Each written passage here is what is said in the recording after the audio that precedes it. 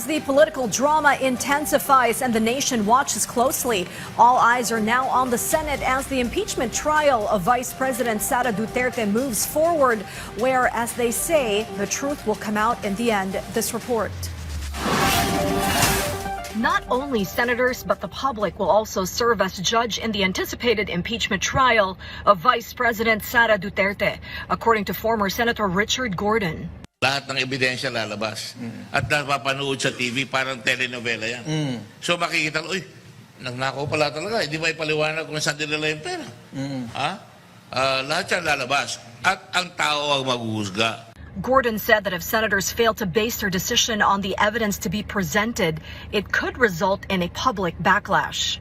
He added that despite belonging to different political parties, senators can still deliver a fair judgment if they carefully examine and evaluate the evidence during the trial. For him, the allegations of unexplained wealth and grave threat are among the most serious accusations against the vice president, which must be addressed and explained by VP Sara. Kasi may statement of assets and liabilities yan eh. Kukumpara mo na, may paper trail. Pag pinalabas mo yan, saan mo kinuha yan? Ba't lumaki ang income mo ng ganyan? Kahit sabihin na, kayo, labas-pasok, malalaman yun, no? Pangalawa, yung threat na ginawa niya, grave threat yun eh. Against the President of the Republic, the wife of the President, the Speaker, at talagang makita mo nagalit, no? So, madaling i-prove yun. Maraming ebidensya doon, di ba? Gordon is calling on the public to closely follow the trial and remain critical in assessing the evidence and the defense to be presented.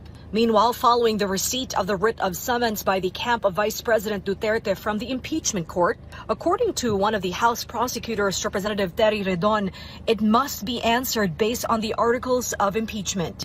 Pag hindi sila sumagot, they will be defaulting their opportunity to provide their answer. The youth sector is hoping that senators will prioritize accountability over political interests.